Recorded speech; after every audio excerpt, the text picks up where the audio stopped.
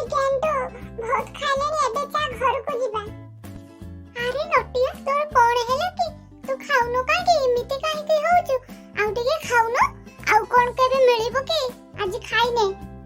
ନାହିଁ ରେ ଗେଣ୍ଡୁ ଆଉ ଖାଇ ପାରିବିନି। ଫ୍ରି ଖାଇବାର ମଜା ମୁଁ ପାଇଲି। ହୋଟେଲ ଖାଇବାର ମଜା ମୁଁ ପାଇଲି। ଘର ଖାଇବା ସବୁଠୁ ଭଲ। ଚାଲ ରେ ଗେଣ୍ଡୁ ଜଲ୍ଦି ଚାଲ ଆଉ ସମ୍ଭାଳି ହଉନି। ଆରେ ତୋର କଣ ହେଲା କହିଲେ ସିନା ମୁଁ ବୁଝିପାରିବି। ତୁ ଏମିତି କହୁଛ ମୁଁ କିଛି ବୁଝିପାରୁନି। ତୁ ତ ହୋଟେଲ ଖାଇବୁ ବୋଲି ବହୁତ ଖୁସି ଥିଲୁ। ତୁ ଏତିକି ଖାଉ ଖାଉ ତୋର କଣ ଅସୁବିଧା ହେଲା? ଆଉ ଟିକେ ଖାଉନୁ। ଆରେ ଗେଣ୍ଡୁ ଏବେ ଖାଉ ରେ। ତୁ ଆଉ ମତେ କିଛି କହନା। ଏବେ ଆମ ହୋଟେଲ ଖିଆ ଆଉ ଏବେ ଘରକୁ ଚାଲେ। ନହେଲେ ମୁଁ ଆଉ ସମ୍ଭାଳି ପାରୁନି। ଏଇଠି ହିଁ କରିଦେବି ଦୁଇ। ତୁ ବୁଝୁନୁ କାହିଁକି ଗେଣ୍ଡୁ? ଓହୋ ସେଇ କଥା କହୁନୁ ତତେ ଦୁଇ ଲାଗିଲାଣି। ତୁ ନିଜେ ତ ଖାଇବୁନି ମତେ ବି ଖାଇତେ ଦେଲୁନି। ହଉ ଚାଲ ଘରକୁ ଯିବା ଏବେ। ଶୁଣୁ ତୁ ଏଇଠି ଖା ମୁଁ ଯାଉଛି ବାଥରୁମକୁ।